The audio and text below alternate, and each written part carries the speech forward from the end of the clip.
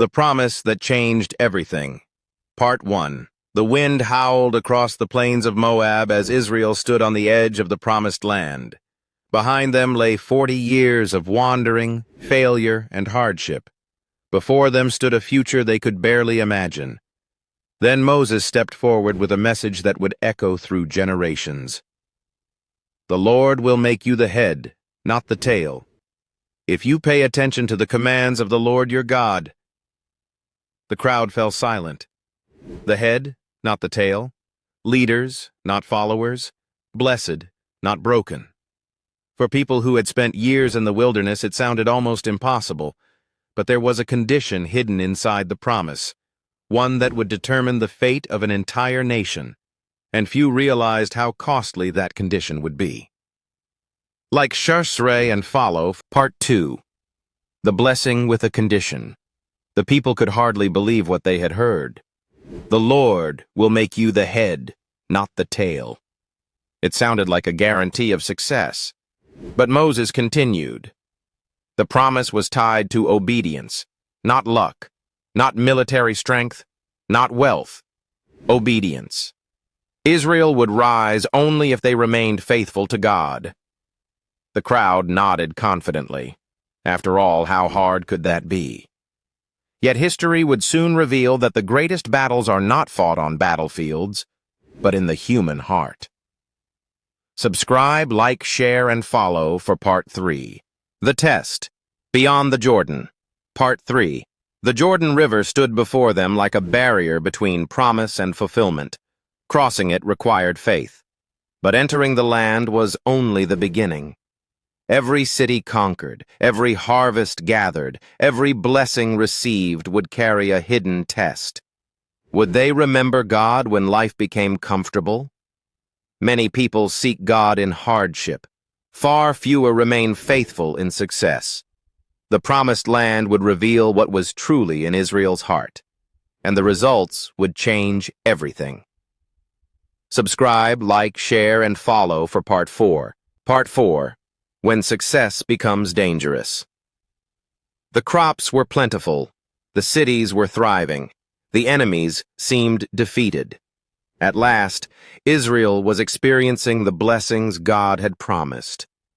But prosperity brought a danger no enemy army could. Forgetfulness. The people slowly began to trust their wealth more than God. Their comfort became their distraction. And what began as small compromises would soon grow into a national crisis. Because blessings can become dangerous when they make us forget the one who gave them. Subscribe, like, share, and follow for Part 5, The Slow Drift. Part 5, The Slow Drift. No nation falls in a single day. The drift began quietly, almost unnoticed. There was no dramatic rebellion, no sudden rejection of God. Instead, it started with small compromises, a neglected command here, a delayed act of obedience there, a little less time seeking God, a little more trust in human wisdom. At first, nothing seemed different. The harvests still came. The cities still stood. Life appeared normal, but beneath the surface, hearts were changing. The people who had once depended on God for every step were slowly beginning to depend on themselves. They started adopting the customs of the nations around them, convincing themselves that a little compromise wouldn't matter. What once seemed unthinkable gradually became acceptable. What once troubled their conscience no longer bothered them. And with every small step away from God, they moved farther from the blessings He had promised. The danger wasn't the big decisions. It was the tiny compromises that accumulated over time. The warning Moses had given years earlier was beginning to unfold before their eyes. Because spiritual decline rarely begins with a giant leap. It begins with a slow drift. And the frightening truth is this. Most people don't realize they're drifting until they're far from shore. Subscribe, like, share, and follow for Part 6. From Head to Tail. Part 6. From Head to Tail. The promise had been clear from the beginning. The Lord will make you the head, not the tail. God had promised blessing, influence, and victory if his people remained faithful to him. But he had also given a warning. If they turned away from his commands, everything would change. Now Israel was experiencing the painful reality of that warning. The nation that once crossed the Jordan with courage was losing its confidence. Enemies grew stronger. Peace became fragile. Fear began to replace faith. The people who were meant to lead the nations were now struggling just to survive among them. But the tragedy wasn't that God had failed to keep his promise. God had remained faithful. The real problem was that Israel had abandoned God's path. They wanted the blessings of obedience without the responsibility of obedience. They sought God's protection while ignoring his guidance. As compromise increased, so did the consequences.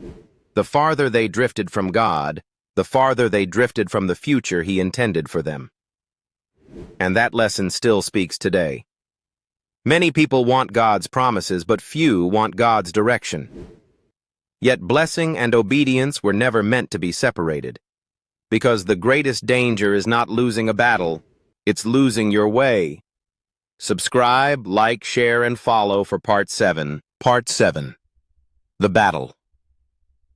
We still fight. Most of us are not fighting for a nation. We are fighting for something just as important, our faith.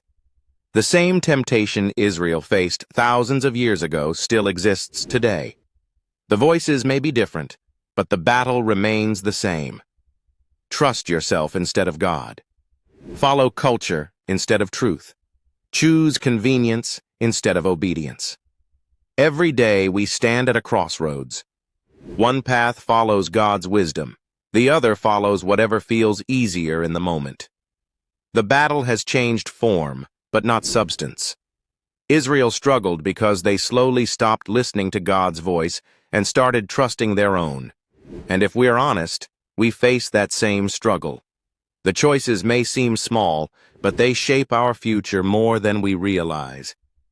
Because every decision answers one question: who is leading your life?